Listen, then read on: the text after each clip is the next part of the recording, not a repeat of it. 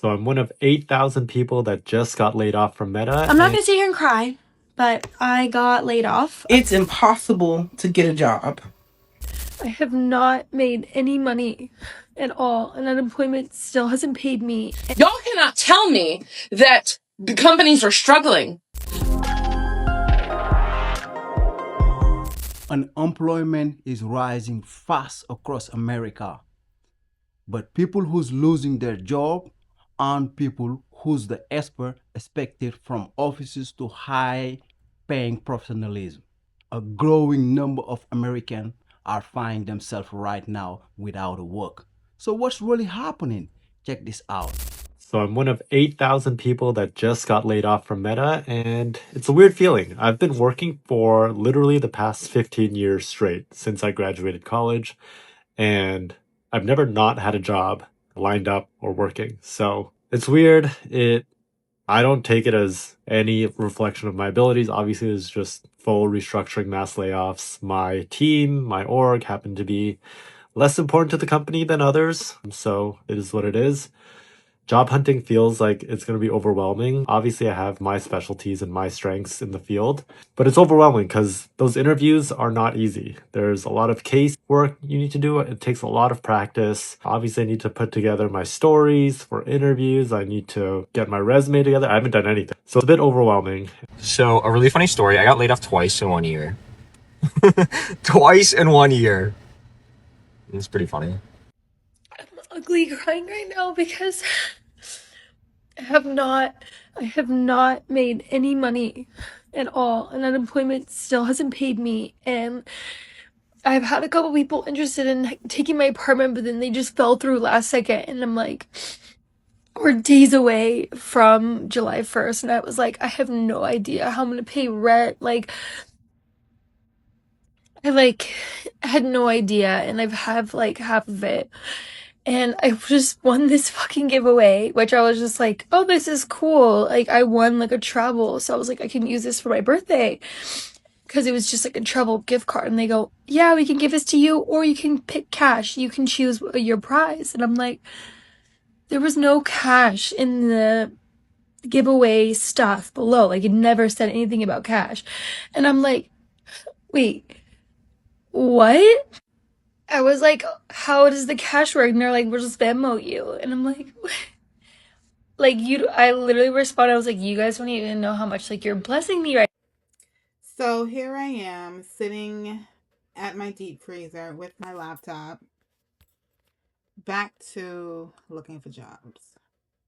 I don't even know who to apply to anymore because it's so hard trying to find a 9 to 5 because that's the only schedule I have available.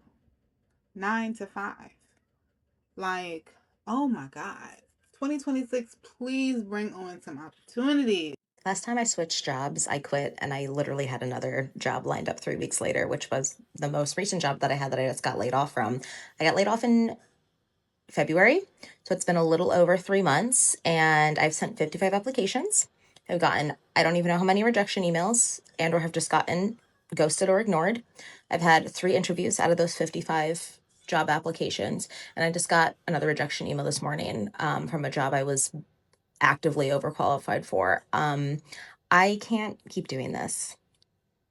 Can't keep doing it. So if anyone has any tips to not yourself while looking for a job, please pass them on. Y'all, I have been off work for 9 weeks. I was laid off in May. My company downsized and eliminated my position. I was completely blindsided by that. I took literally 1 week off to be sad about my life, and then I started putting in applications.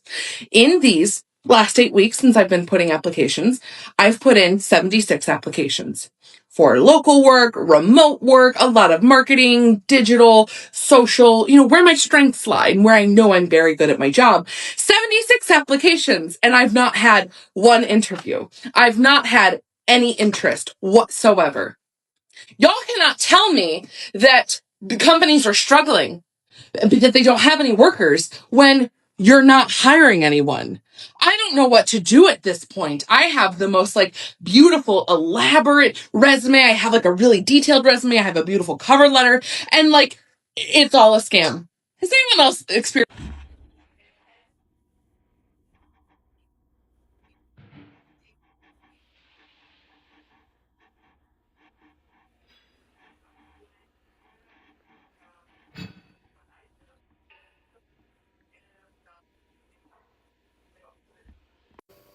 There are mass layoffs right now, and it's impossible to get a job. I am on the borderline of homelessness, y'all. I've talked about it on my page. I had like a whole breakdown. I took down the video because I just didn't want that image of me on the internet. But there's mass layoffs and no one's hiring. What the hell? What in the actual freak is going on, man? Like, what are we gonna do? How the fuck is this happening for the third time in 9 months? This morning I woke up to like 15 pings from work that were like, hey, just checking in about the news. Like, hey, just saw the email. Hey, let me know how you're doing. And it was like 7 a.m. and I was like, what the fuck is happening? And I obviously log in and see that my company just laid off 300 people. I'm not gonna sit here and cry, but I got laid off of my first post-grad job and the one that took me 5 months to find that I moved to New York City for. Basically, it's not my fault before we start. I worked for a startup and they didn't have the workload or the bandwidth that they needed to train me and to give me work to do. Like I wasn't doing anything that I was hired to do, and I was really wanting to learn. So I was thinking in my head that I wanted a job with more responsibilities anyways, but come January 2nd, I need a new job and I don't have one. If I could go back to the day I was laid off, I would skip the 200 applications and do this instead. My first instinct when I lost my job was to mass apply to jobs like it was my full-time job. I applied to hundreds of jobs every day and nothing was working. Around that time, I started seeing things like extern, which made me rethink everything. Because the issue wasn't how many jobs I was applying to, it was that my experience wasn't evolving. I was just sending out the same version of myself over and over again. So if I could do it all over again, I'd probably spend way less time just applying and way more time building my experience. That's why I like extern. You're working on externships with real companies so you can add experience to your resume while still applying to jobs. For me, I've been working on a TikTok social media content and strategy externship to help me build my marketing skills. So that way I'm not just stuck applying, but I'm actually becoming a stronger candidate. Take the job offer even if it's not perfect, because the best time to look for a job is when you already have one. Job searching when you're unemployed is desperate, it's lonely, and it's depressing. But when you have one, the power is all in your hands. You can actively choose exactly what you want out of your next opportunity. Your confidence changes, your negotiating power changes, and ultimately, your selection process changes because you can choose what you want. The truth is that employed candidates get hired faster and more frequently than unemployed candidates. Build experience, build income, then go find the position that you actually want from a position of strength. Holding out for the perfect job is not strength. Agree or disagree? Let me know in the comments. I don't know who needs to hear this, but can we please take down the job posting if the position has been filled? I am tired of applying for jobs and getting the automated response that, sorry, the position has been filled before we were able to consider your application. Thank you. So, why have you been unemployed for so long? I was laid off. I've been looking for a job. Okay, but what were you doing during that time? I just told you. I was looking for a job. Right, but did you use that time to learn any new skills, get a certification, or maybe a degree? I applied over 2000 jobs. I was barely managing to pay my rent. How do you expect me to get a new skill? If you want to say, I'm not selected, just say it. Hi, my name is Allison, and I was laid off 5 months after I moved halfway across the country to a new city. I thought I'd be celebrating my 2-year anniversary at that company, but no. Turns out when you report your new manager to HR for bullying and harassing you, they start to plot on how to get rid of you, not the grown woman who has a long history of exhibiting a superiority complex and treating people like crap. No, they love toxic managers. I've applied to so many jobs that I am running out of jobs in my field to apply to. There's been at least 60. and I had an interview for a director of clinical operations, but they hired a man. I had an interview to be a waitress at Snooze, but they decided not to hire anybody. And then I interviewed for a cellular therapy clinical data analyst position, and I actually was really excited about that one because I could have used my master's degree. But after 3 interviews, one of which being with 7 people, I finally got this email saying they decided to hire somebody else, but could probably offer me a position in the spring. Today I have an interview for a position that doesn't sound very exciting to me, but a job is a job and I need to figure out how to sound excited about it. I went to college and earned 2 degrees because I have always had the dream of planning meetings. I would love nothing more than this opportunity. I'm losing my mind. I started my first job in 2013 and I have never had this much trouble finding a job. I think the last time I applied to jobs, I applied to 5. I interviewed for 3 and then I got hired. But to now have applied to over 60 jobs and have 4 interviews and still not have a job. My toxic manager should be the one struggling to find a job, not me. If I had just thanked her for making me cry all the time and ignored my declining physical health, I might still be employed. On the verge of a mental breakdown, yes, but still employed.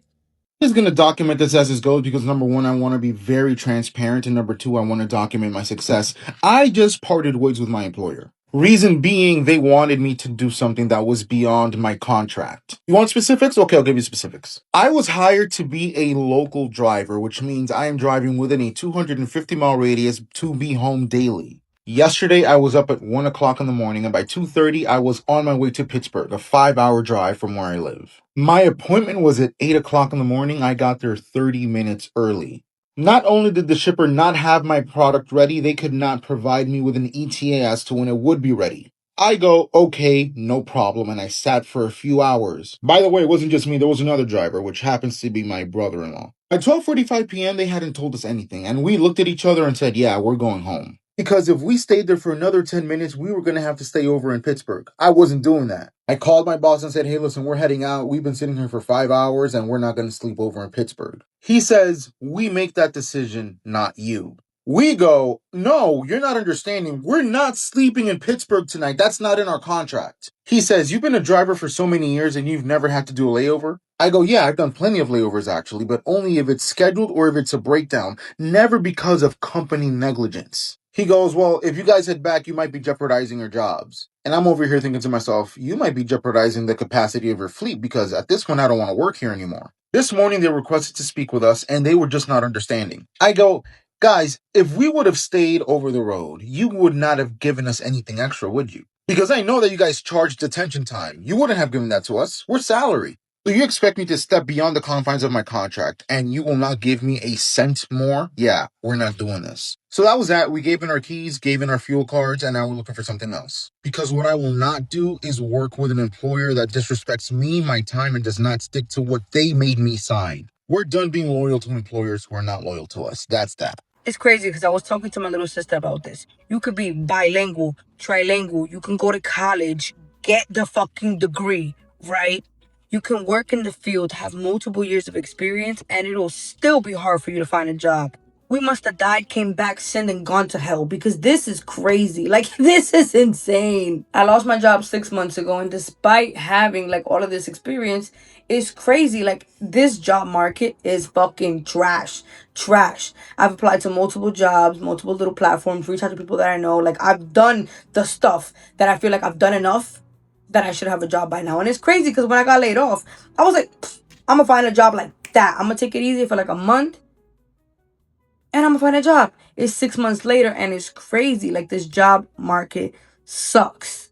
I know a lot of people are laid off right now. Like, this year there was a lot of layoffs. So if you got laid off and you're struggling to find a job, same. This is actually insane. I've tweaked the resumes, done extra courses, gone in person. Like, I've done a lot to see what I can do, and it's still difficult. So if you're in the same place, you're not alone. This shit is difficult. It's not easy for anybody. And anybody who says it's not hard, fuck you. Because no, this shit is crazy. And finding a job isn't like what it used to be. Like back in the day or even a few years ago. Now it's like companies are having a hard time and we the people are having a hard time. Like, everybody's having a hard time and it's not easy to find a job these days. So yeah, I feel you. Guess who has 2 thumbs and is employed? This girl. Just to be a message to everybody, I'm going to let you know 6 months ago when I lost my job, almost 6 months, no, almost 7 months, 7 months ago. On the 10th of this month, it would have been 7 months that I had been let go. I know how discouraging it can be to keep applying for jobs. I literally have been applying to jobs since the day after I lost my job. And I literally never started getting callbacks until this past 2 weeks. And I'm gonna let you know, like, my first interview, I posted a video about it and people were roasting me because of how much I said but I really hadn't gone to an interview in over 9 years. So I didn't really know what to expect. I mean, like, I know what to expect, but at the same time, like, I wasn't used to it. So, I'm really glad that job was like my practice interview, to be honest, because a couple of days later, I ended up getting a call for an interview for the job I got. And they're paying me way more than I thought. And I'm only losing $3 from what I was making at my last job. When I really thought I was going to have to suck it up and just go for something like way lower. So I guess in conclusion, I'm telling you, there was a point where I just really did not feel like I was ever gonna see the light at the end of the tunnel. I basically secluded myself from everybody for the past 6 months, just because I've always been an independent person. So it's just a lot, but I'm just basically telling you, everything works out. Everything works out. My friend just got laid off and she texted me and asked if I had any job hunting tips, and boy do I ever. So here are my top tips for surviving a layoff and landing your next job. Tip number 1, the first week after you get laid off, don't do shit, okay? Think of it as like a week-long vacation. Don't open LinkedIn, don't update your resume, don't look for jobs. You need time to process what just happened because it was fucked up and you're pissed and you're scared and you don't know what you're gonna do. Just take the time to process it before you dive into this hellhole of an experience, which is job hunting. The second thing is create different versions of your resume. So figure out what areas of jobs that you want to apply to. I had about 3 different job types I was applying to, so I had 3 different resumes. One was for chief of staff, one was for a program manager, one was for an operations role. They will require different keywords, different work examples, and it'll just be easier for you to start actually applying to roles once those resumes are created. Tip 3, after you've scoured LinkedIn for roles that you want to apply to, before you apply to any, start a fucking spreadsheet to track that shit. You're gonna add the company name, the date you applied, a link to the job posting, what resume did you use to apply. It's so hard to go back and try and find a job posting after 4 weeks of not hearing anything. So you're gonna want a tracker. Tip 4, stalk people on LinkedIn. I'm serious. I stalked the shit out of people on LinkedIn. I reached out to people that I hadn't talked to in years so that they could connect me to a third connection of theirs. And you know what? It worked. And I got internal referrals, and those things are lifesavers. So I know we hate LinkedIn. Honestly, fuck LinkedIn, but it is a necessary evil. Tip 5, when you land an interview, here's what you're gonna do. You're gonna choose 3 stories from your career, and those 3 stories you should be able to apply to any interview question. For example, I led my company's annual business planning process. I can use that story if an interviewer asks me, tell me about a time you've worked with cross-functional teams. Tell me about a time you disagreed with leadership. Tell me about a time you led a strategic initiative. And figure out your top stories that you're going to tell no matter what interview question you get asked. So you've applied to 237 jobs, you haven't heard back from any, and now you're just waiting. Here's what you're gonna do. You're gonna go outside. Get your ass outside and go on a walk. After you get outside, you're gonna sit on your couch and let yourself rot a little bit, okay? It's fine. You can watch TV, you don't have anything else to do. You can't spend money.